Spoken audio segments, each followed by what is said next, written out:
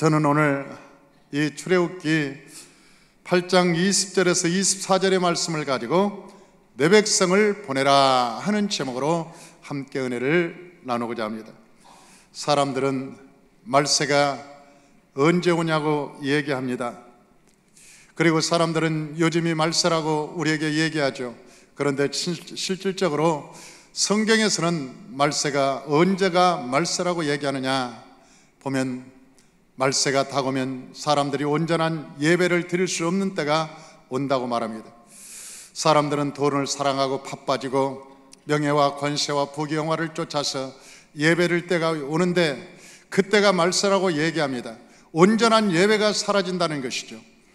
하나님께 온전한 예배가 사라지기 시작하면 하나님의 영광이 떠나고 그 나라는 멸망할 거라고 하나님께서 우리에게 말씀하고 있습니다. 유대 땅의 멸망은 이스라엘 백성들이 예수를 믿고 그 예루살렘에서 마가의 다락방에 성령 충만하고 날마다 그들이 예배를 드리면서 병을 고쳐지고 방언을 마고 신령한 예배를 드릴 때 저 유대 땅에서 핍박이 일어나기 시작했습니다. 서기관과 바리새인과 유대인들은 그들을 핍박하고 때로는 사도 바울 같은 사람은 이 사람을 잡아서 죽이기까지 했습니다.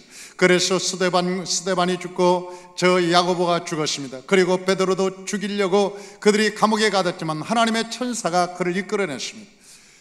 그들이 도저히 살 수 없자 이제는 그들이 저 사마리아과 그리고 세계를 향해서 퍼지기 시작했습니다. 그리고 유대 땅에는 믿는 사람들이 점점 사라지고 말았습니다.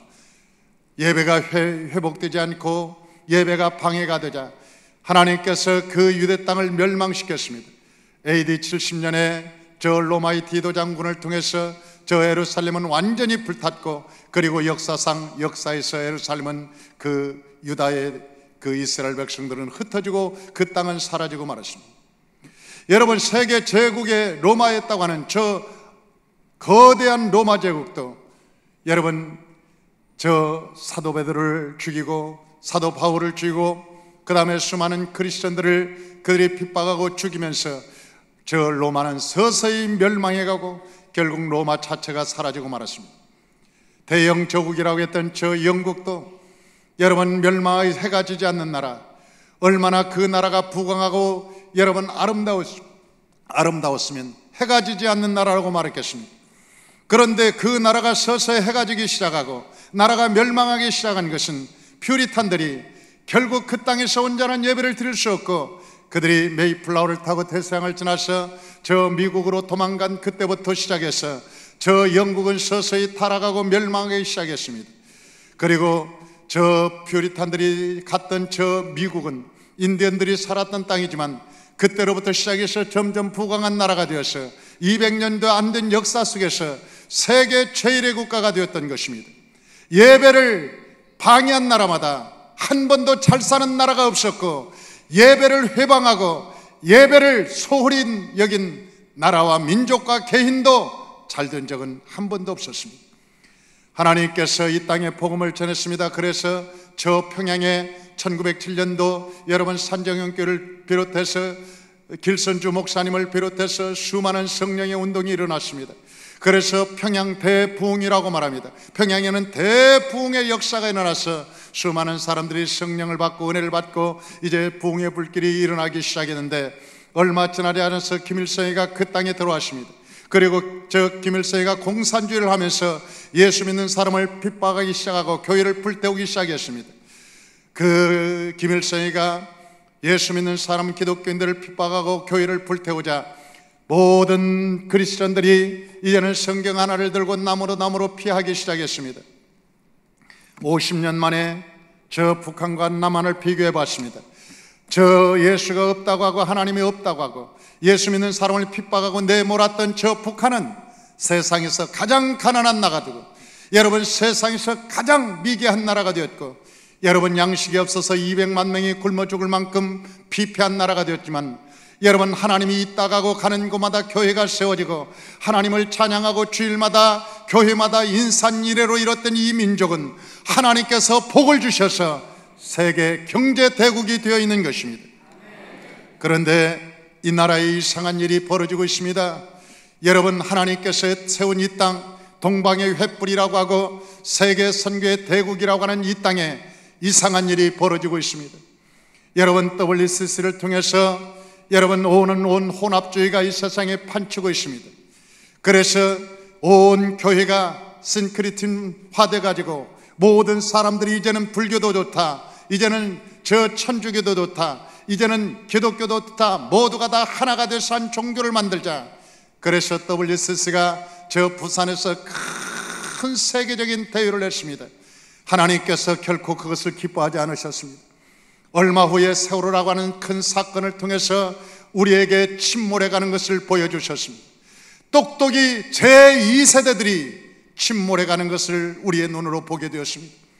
그리고 온 방송은 유봉원이라고 하는 사람, 거짓 목사, 거짓 선지자, 그 사람을 찾는데 혈안이 되어서 6개월 동안이나 그의 소문이 찾아있습니다. 온 나라가 유병헌 때문에 TV마다 TV를 키면 온 세상의 유병헌이 세상을, 우리나라를 침몰시킨 것처럼 얘기하고 있습니다. 하나님께서는 이 땅의 거짓 선지자의 모습이 어떤 모습인가? 돈을 사랑하고 자기를 사랑하고 명예를 사랑하며 여러분 양떼를 여러분 헌신작자는 버리는, 그래서 이 세상과 타협해서 세상의 땅에 마음을 두고 있는 거짓 선지자에 대해서 우리에게 경고하고 있는 것입니다. 교회가 타락할 때 하나님은 우리에게 경고의 메시지를 보냅니다. 저 침몰에는 세월을 보면서 우리의 장래의 미래를 보고 있는 것입니다. 그럼에도 불구하고 깨닫지 못하고 있습니다. 아직도 깨닫지 못하다 하나님께서는 동성연애자들, 세계 모든 동성연애자들이 서울 한복판에 와서 여러분 동성연애 축제를 하는 이 모습을 보면서 저는 끔찍한 생각을 합니다. 도저히 그것도 이 나라가 막지 못하고 이 나라가 그것을 저지하지 못하자 하나님께서 새로운 질병을 이 땅에 보냈습니다. 오늘 본문에 보니까 하나님께서 갖가지 질병을 보냅니다. 처음에는 피대양을 보냅니다. 이것은 물이 점점 시들어간다는 것입니다. 이 땅에, 이 지구상의 물이 점점 사라진다는 것입니다. 또한 개구리쟁을 통해서 갖가지 소리가 난무하고 소문이 무성한 그런 시대가 올 것이라고 말합니다. 그 다음에 이 재앙이 옵니다. 이 재앙은 우리를 귀찮게 하고 우리의 몸을 부실거리게 하고 자꾸 우리의 몸을 몸둘 바가 모르게 하고, 그 다음에 파리 재앙이 와서 온 땅을 시끄럽게 하고 요동하게 하고 우리가 정신을 산란하게 하고, 이 파리 재앙이라고 하는 것은 우리의 정신을 산란하게 하는 것입니다. 여기 붙었다 저기 붙었다 날아다니면서 문제를 일으키기 시작합니다. 그런데 이 정신이 산란하기 시작한 것은 언제부터입니까? 우리가 매스컴이 발달하면서 온 천지의 매스컴 이 갖가지 소문이 무성하면서 우리의 생각과 우리의 마음에 분산되고 우리의 마음이 산란하기 시작했습니다. 뿐만 아니라 이 뒤에 오는 재앙은 바로 가축재앙이라고 말합니다. 여러분, 저 사스가 어디서 왔습니까? 여러분, 그 사스도 신종플루도 여러분 조류독감도 모두가 다 가축에서 온 것입니다. 가축으로부터 질병이 생겨나기 시작합니다. 그 다음에 7번에 보니까 악성종기가 나기 시작하는데 여러분, 그 재앙 다음에는 반드시 어떤 재앙이 오느냐? 우박재앙이 오기 시작하는데 이 사스나 신종플루나 아니면 여러 가지 메르스 이 다음에 오는 재앙이 무엇이냐? 그것은 바로 이 땅의 경기적 침체와 여러분 이 땅의 경제적 어려움, 대공황의 징조라는 것을 성경에서 우리에게 보여주고 있는 것입니다. 오늘 하나님께서 우리에게 첫째 재앙, 둘째 재앙, 셋째 재앙, 넷째 재앙, 다섯째 재앙, 여섯째 재앙, 일곱째 재앙을 말씀하시면서 마지막에는 메뚜기 재앙이 있어서 여러분 메뚜기가 온 천지를 다니면서 곡식을 다 먹으므로 이제는 양식이 없는 기갈의 시대가 돌아올 것이라고 성경은 우리 이미 예언하고 있습니다.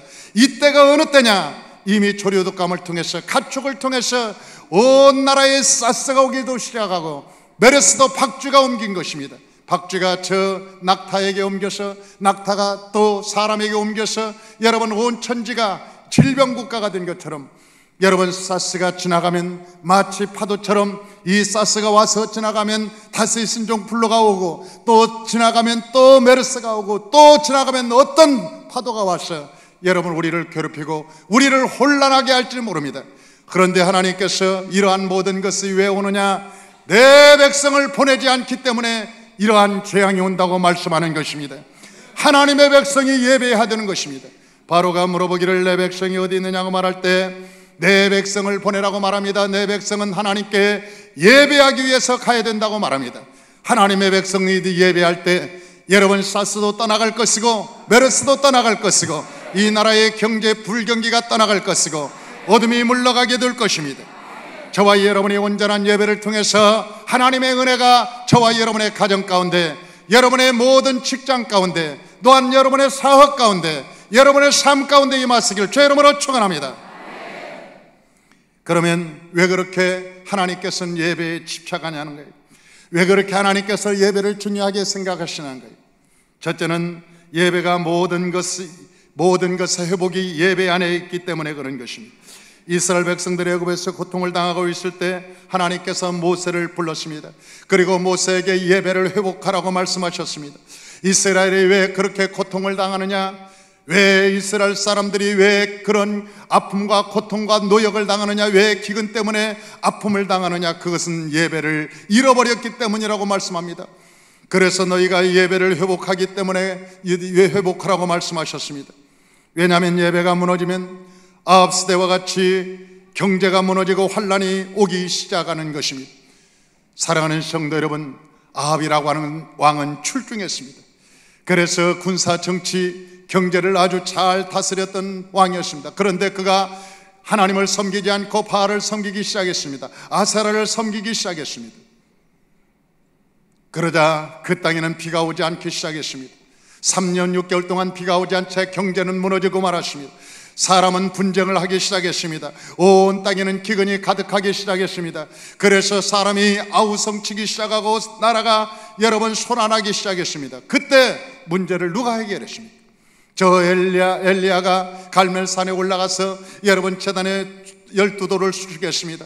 12지파의 돌을 수축하고 하나님께 부르짖었습니다. 아브라함의 하나님, 이삭의 하나님, 야곱의 하나님, 나의 하나님, 하나님 아버지 예배를 받아주시옵소서. 그리고 하나님께 기도하자 하늘에서 불이 내려왔고 그 불이 내려옴으로 말미암아 그가 모든 아세라와 바알 신들의 제사장을 죽인 다음에 하늘의 문이 열리고 비가 내리기 시작하고, 비가 내리자 경제가 회복되기 시작했던 것입니다. 그러나 그 예배를 방해했던 아합과 이세벨은 결국은 전쟁터에서 죽고 말았습니다. 우리가 예배가 회복되면 하나님께서 이 나라를 불쌍히 여기시고 은혜를 베풀어 주시는 것입니다. 오늘 22절에 말씀하시기를 그날에 나는 내 백성이 거주하는 고센 땅을 구별해 그곳에는 파리가 없게 하리니 이로 말미암아 이 땅에서 내가 여호와인 줄을 내가 알게 될 것이라. 할렐루야. 내가 고센 땅에는 내가 재앙을 내리지 않겠다는 거예요. 하나님의 백성들이 있는 곳에는 내가 재앙을 내리지 않겠다고 하는 것입니다. 사랑하는 성도 여러분, 이 땅에 다 예수는 믿을 수 없습니다. 이 땅에 3,500만, 4,000만, 4,500만 모든 백성들이 다 예수를 믿을 수 없습니다. 그러나 하나님의 백성들, 여러분 아직도 하나님께 바알에게 무릎 꿇지 않는 7,000인이 남아있다면 하나님께서 그 백성들을 보시고 이 땅을 축복해 주시게 될 것입니다. 그렇기 때문에 이 세상은 이 교회를 보호해야 되는 것입니다. 교회가 예배드릴 수 있도록 만들어줘야 되는 것입니다. 이 교회가 주일날 주차할 수 있도록 이 국가가 배려해야 이 국가가 복을 받게 되는 것입니다. 그렇게 사용되는 사람이 하나님께 복을 받게 되는 것입니다. 하나님께 예배를 도운 사람치고 복을 받지 않은 사람이 세상에는 한 사람도 없었습니다. 그러나 예배를 회방하고 예배를 방해한 사람은 하나님께서 그 생명뿐만 아니라 나라와 민족의 운명도 하나님께서 걷어가셨습니다. 오늘 구약 성경에 보면 다윗에 버금가는 한 사람이 있었습니다. 그 사람은 바로 히스기야 왕이었습니다. 그런데 그 히스기야 왕이 하나님의 사랑을 받았습니다. 그는 제단을 수축했습니다. 성전을 깨끗했습니다. 그리고 성전을 세우고 레위인을 불렀습니다. 그리고 이에 유월절 예배를 회복하여서 하나님께 신령과 진정으로 하나님께 예배를 드렸습니다. 그러나 저 히스기야 왕 때 아수르 군대가 쳐들어왔습니다. 그러나 히스기야가 성전에 이사야와 같이 올라가서 하나님께 기도하자 하룻밤 사이에 아수르 군대에 여러분 18만 5천 명을 하나님께서 도말하여 주셨습니다. 히스기야가 기도할 때 하나님이 직접 들으시고 응답하신 것입니다. 그 역대상 30장 26절에서 27절에는 히스기야에 대해서 하나님이 말씀하십니다. 예루살렘에 큰 기쁨이 있었으니 이스라엘 왕 다윗의 아들 솔로몬 때부터 이러한 기쁨이 예루살렘에 없었더라. 그때 제사장과 레위 사람들이 일어나서 백성을 위하여 축복하였으니 그 소리가 하늘에 들리고 그 기도가 여호와의 거룩한 처소 하늘에 이르렀더라. 할렐루야. 여러분, 저 히스기야의 기도가 하늘에 이르렀다는 것입니다. 저와 여러분의 기도가 하늘에 이르렀으길 주의 이름으로 축원합니다.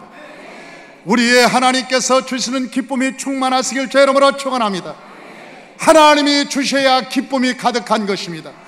세상의 기쁨이라고 하는 것은 우리가 소유할 때 얼마 동안 잠시 잠깐 기쁨이 있을 수 있습니다. 여러분, 집을 살 때 조금 기쁨이 있을 수 있습니다. 자동차를 살 때 조금 기쁨이 있을 수 있습니다. 여러분, 이 세상에 무엇을 얻었을 때 기쁨이 있을 수 있습니다. 우리가 무엇을 성취했을 때 기쁨이 있을 수 있습니다. 그러나 그 기쁨은 영원한 기쁨이 아닙니다. 잠시 잠깐의 기쁨인 것입니다. 그러나 하나님이 주시는 하늘의 신령한 기쁨은 영원한 기쁨인 것입니다. 우리의 발에서 생수가 넘쳐나는 기쁨인 것입니다. 사랑하는 성도 여러분, 저와 여러분의 기도가 하늘에 상달되고 주님이 저와 여러분에게 기쁨을 허락하여 주시길 주의 이름으로 축원합니다. 은혜가 가득하시길 주의 이름으로 축원합니다. 하나님의 축복이 여러분의 삶 가운데 가득하시길 주의 이름으로 축원합니다. 이처럼 개인이나 국가나 하나님께 예배드리는 것을 권장하고 예배드리는 것을 돕게 되면 그 사람도 그 나라도 영혼이 잘된같이 범사가 잘되고 강건한 하나님의 은혜가 넘치게 되는 것입니다. 모세가 저 바로에게 가서 한 말은 내 백성을 보내라는 것이었습니다. 내 백성을 보내라. 바로가 물어봅니다. 왜 가려는 거야?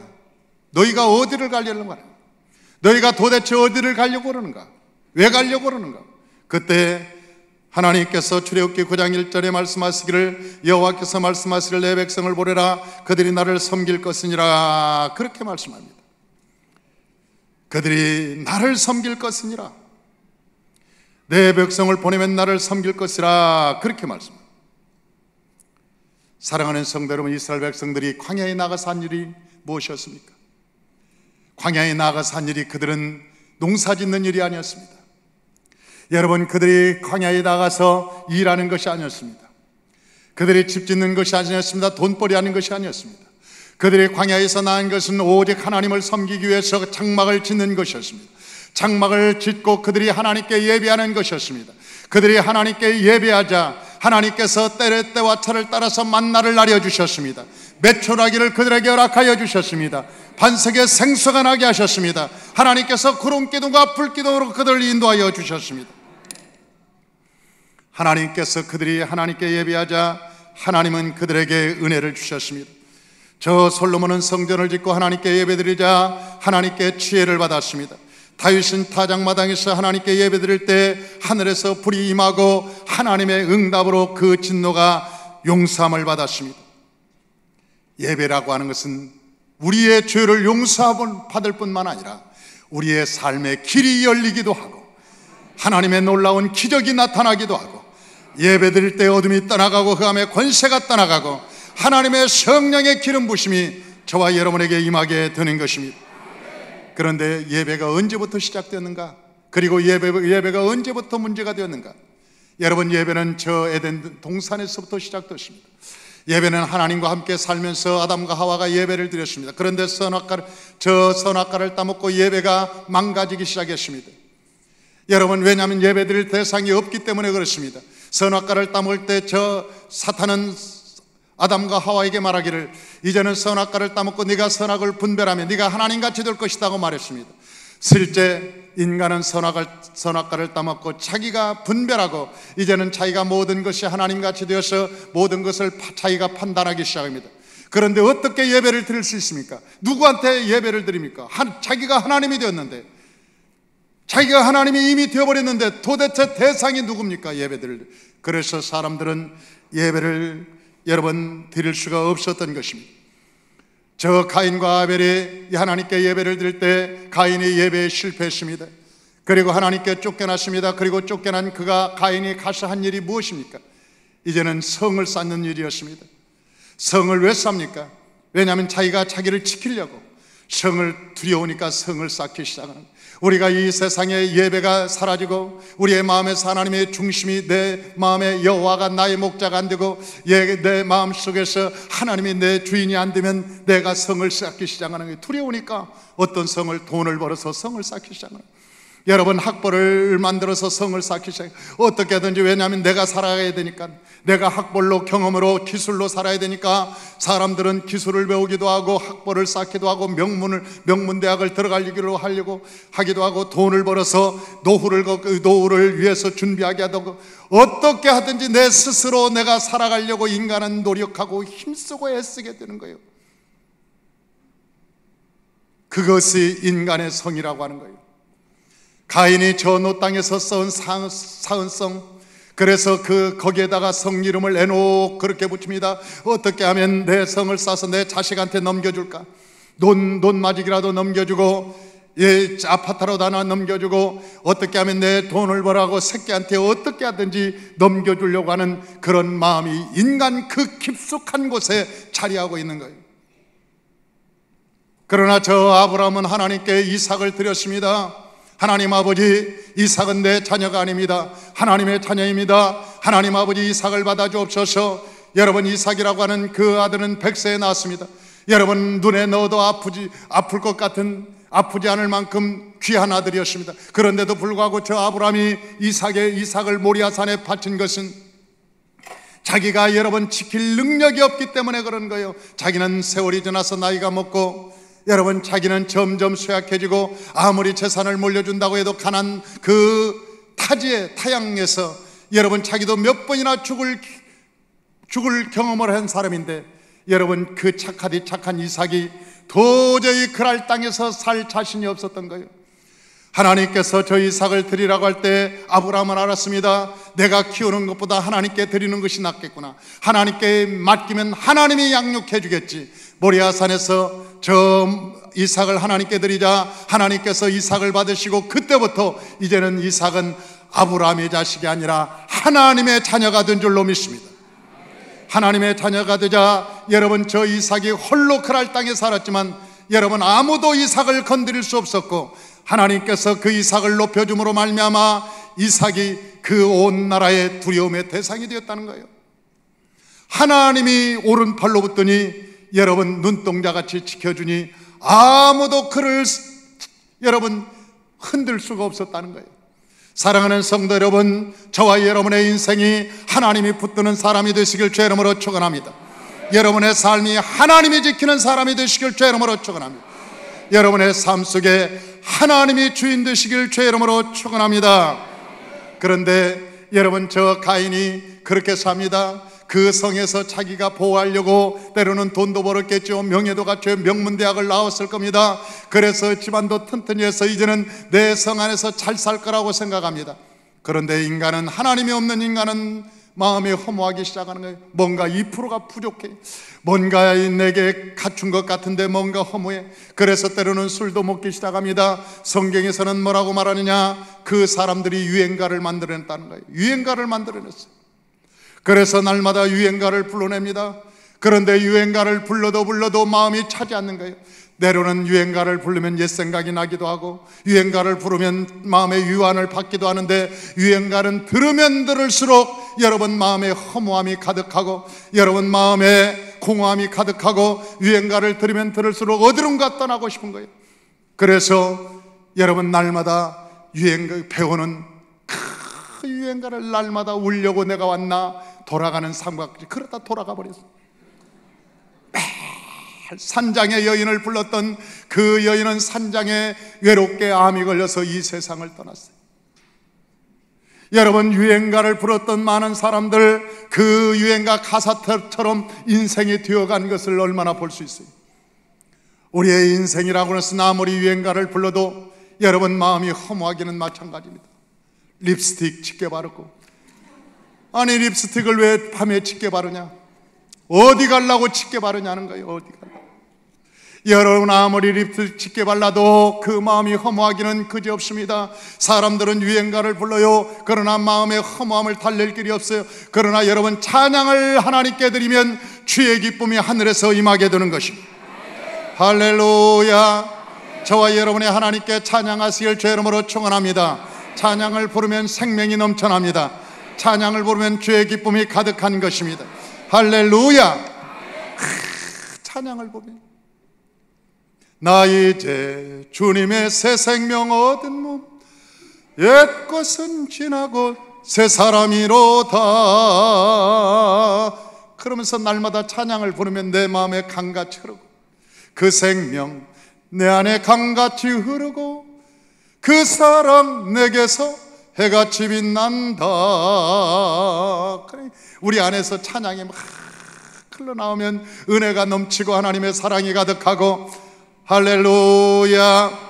이 유행가를 불러도 마음에 차지 않자 그들은 이젠 땅을 뺏기 시작합니다. 남의 성을 뺏기 시작합니다. 그래야 내 마음이 찰 것 같아서 남의 직장도 내가 빼앗고 남의 그 사업장도 내가 빼앗고 땅도 내가 빼앗고 성도 빼앗고, 그러기 위해서 사람들은 칼을 만들어내는데 누가 칼을 만들어내느냐? 여러분 두발가인이라고 하는 그 사람 가인의 아들이 두발가인 후손이 칼을 만들어내기 시작합니다. 여러분 유행가를 누가 만들어내냐? 가인의 후손인 유발이 만들어내기 시작하는 거예요. 그래도 칼을 만들어내서 땅을 빼앗고 여러분 재산을 모아도 마음이 차지 않는 거예요. 도저히 차지 않는 거예요. 그래서 누가 타락하는 라멕이라는 사람이 두 여인을 자기 여인 아내들을 많이 얻기 시작합니다. 이 여자를 가지면 내가 마음이 찰까? 저 여자를 가지면 여자 찰까? 그러나 여러분 저 예수님께서 야곱의 우물가에서 만난 사마리아 여인을 만난 적이 있어요. 여러분 6 남자를 만나도 인간의 마음은 차지 않는 것입니다. 그 어떤 남자를 만나도 차지 않았던 것처럼 우리의 마음에는 여인으로 차는 것이 아니라 남자로 차는 것이 아니라 이 세상의 사랑으로 물질로 명예로 권세로 채워지는 것이 아니라 하나님의 영광으로 채워지는 것입니다. 예수께서 예수의 생명이 저와 여러분 안에 있으면 우리의 마음에 기쁘고 감사가 넘쳐나게 되는 것입니다. 할렐루야. 그래서 하나님께서는 우리의 인간을 타락시키기 위해서 여러 가지 방법을 사용합니다. 사단은 우리를 멸망시키기 위해서 병을 갖다 준다든지 가난을 갖다 주다든지 질병을 갖다 주는 것이 아닙니다. 사단은 예배만 드릴 수 없게 된다면 명예도 주겠다고 말합니다. 부귀도 주겠다고 말합니다. 이 세상에 다 주겠다고 말합니다.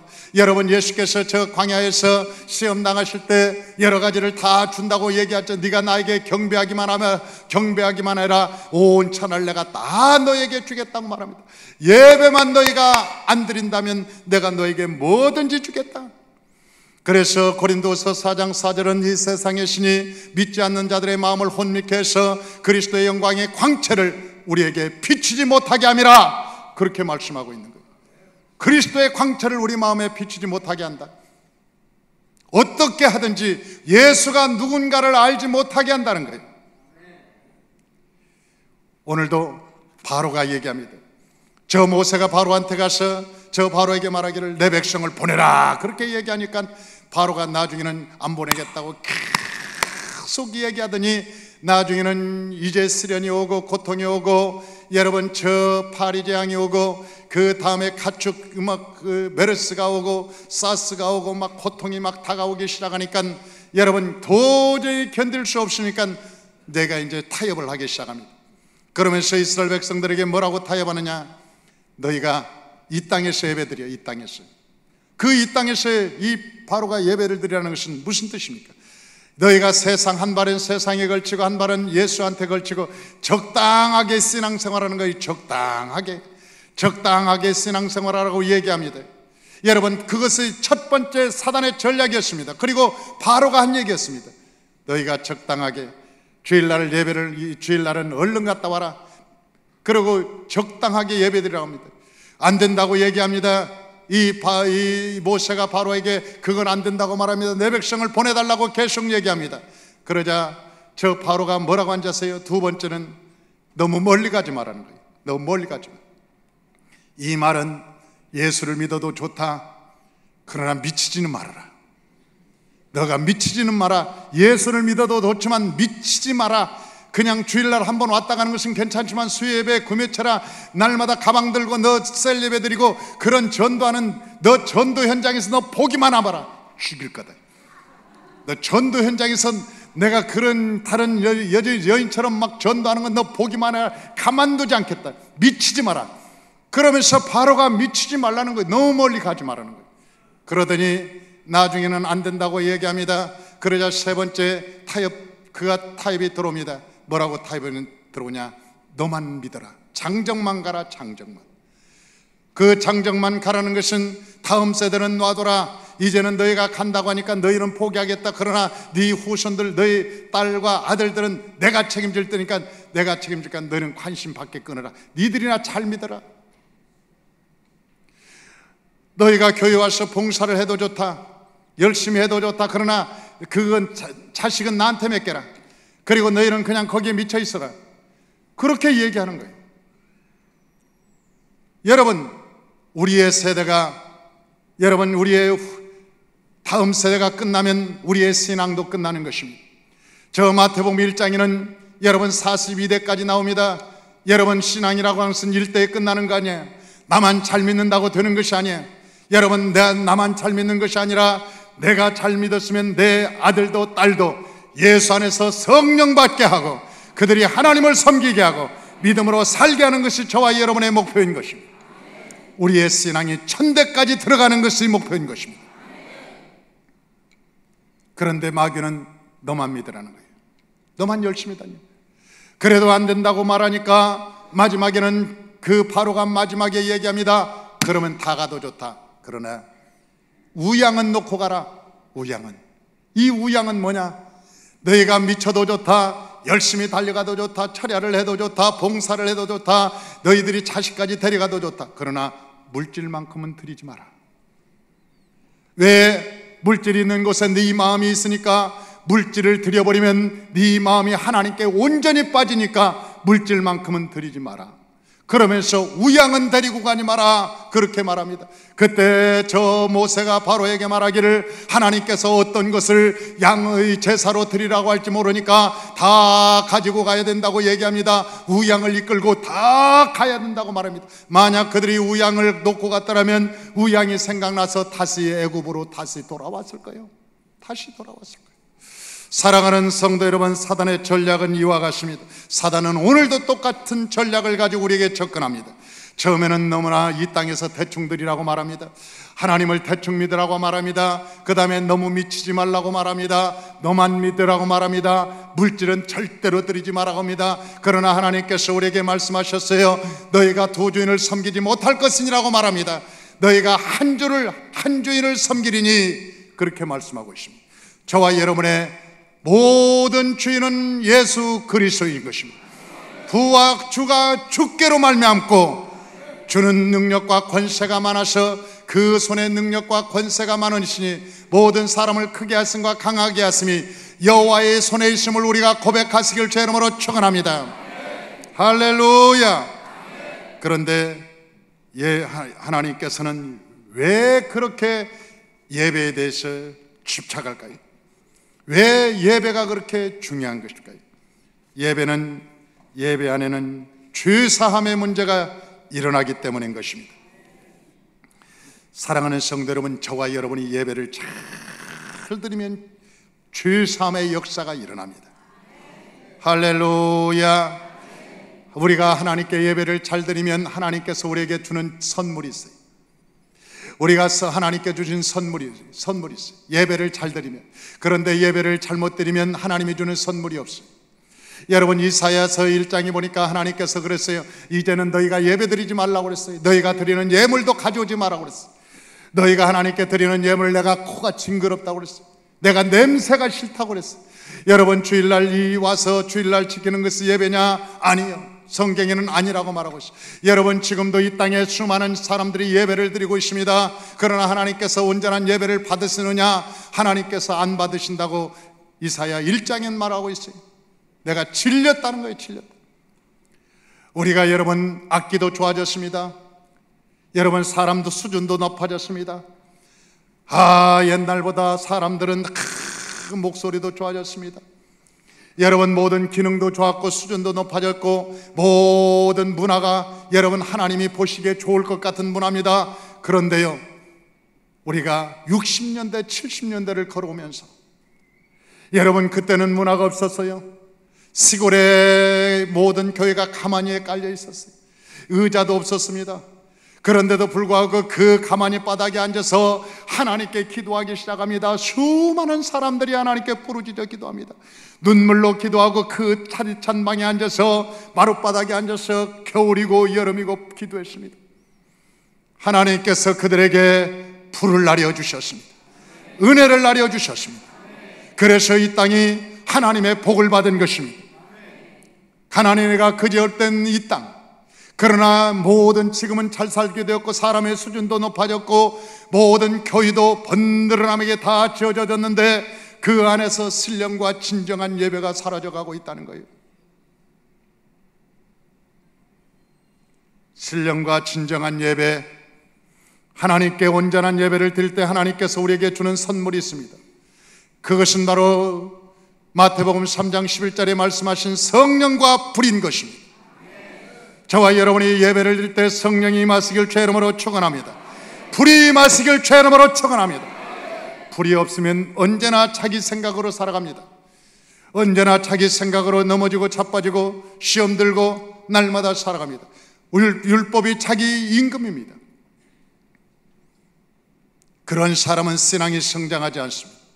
그러나 성령과 불을 받은 사람은 여러분 하나님의 사람으로 새로 태어나 하나님의 능력 있는 사람으로 살아가게 되는 것입니다. 아브라함은 창세기 15장 7절에 여러분 기도할 때 하늘에서 불이 내려왔습니다. 그리고 그 아브라함이 아브라함으로 이름을 바뀌었습니다. 이제는 불을 받고 난 사람은 그 이름이 바뀌어졌습니다. 여러분 다윗 역대상 21장 26절에 보니까 다윗이 하나님께 예배를 드림으로 하나님께 불이 내려왔습니다. 그리고 그 주용섬을 받았습니다. 뿐만 아니라 역대하 7장 1절에 보니까 저 솔로몬이 하나님께 기도할 때 하늘에서 성령과 불이 내려왔어요. 그리고 그는 지혜와 지혜의 왕이 되었던 것입니다. 여러분 나라가 국군이 위험할 때, 나라가 불경기가 나와서 너무너무 위험하고 어려울 때 저 엘리야가 갈멜산에 올라가서 하나님께 기도하자 열왕기상 18장 38절에 하나님의 불이 내려오고 그 이후에 하늘문이 열리면서 비가 내리기 시작하고 경기가 회복된 것을 우리가 알 수 있습니다. 여러분 사도행전 2장에 보니까 2장 3절에 보니까 오순절날 그들이 하나님께 기도할 때 성령과 불이 내려와서 그들의 모든 삶을 회복해 주셨습니다. 성령이 임하면 역사가 일어나기 시작하는 거예요. 성령이 임하면 역사가 임하기 시작하는 거예요. 하나님께서 이 제단에 성령의 불이 내려오시길 주의 이름으로 축원합니다. 각 개인에게 성령의 불이 임하시길 주의 이름으로 축원합니다. 각 가정에 성령과 불이 임하시길 주의 이름으로 축원합니다. 하나님의 선물인 성령과 불이 이 땅에 임하시기를 주의 이름으로 축원합니다. 세 번째, 성령의 불이 임한 곳에 하나님의 축복이 나타나기 시작합니다. 우리나라에 유명한 여성 네 분이 있습니다. 이분들은 모두 다 성령과 불을 받은 사람들입니다. 그리고 그 사람들에 의해서 세상이 바뀌어지기 시작했습니다. 첫 번째는 문중경 전도사라고 하는 분입니다. 임자도에 있었던 문중경 전도사는 이제 자녀를 낳지 못해서 소박을 맞아서 쫓겨났어요. 그런데 그 여인이 이성복 목사님을 만났어요.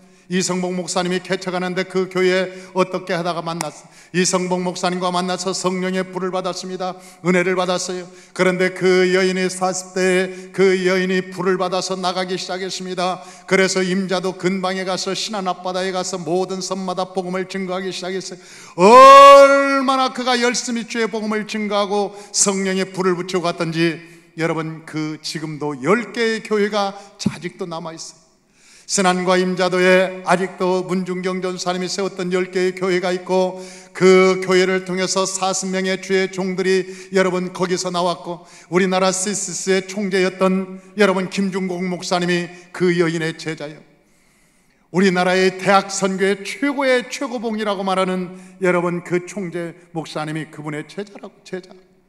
뿐만 아니라 상담하게 대가했던 정태기 목사님이 여러분 그분의 제자예요.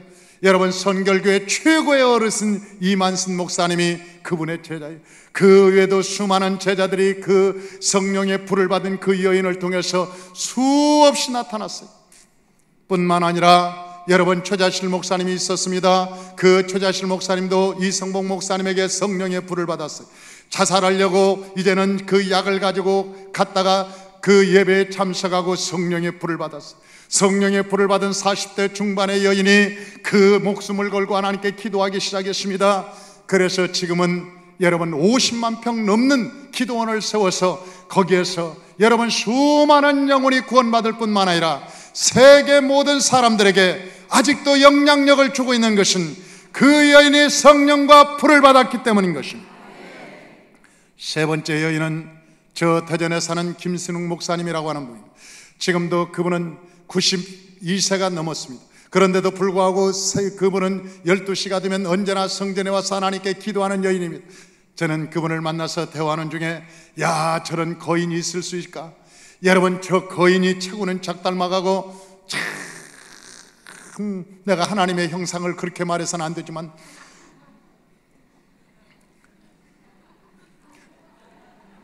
이쁘지는 않아. 귀가 작달막하고 새카맣고 그리 이쁘지는 않지만 그 여인의 목소리, 입에서 나오는 목소리가 마치 큰 바위에서 우렁차게 나오는 목소리 같았어요. 그 말 한마디가 사람을 압도하고 있었어요. 그 여인은 하나님의 성령으로 충만했어요.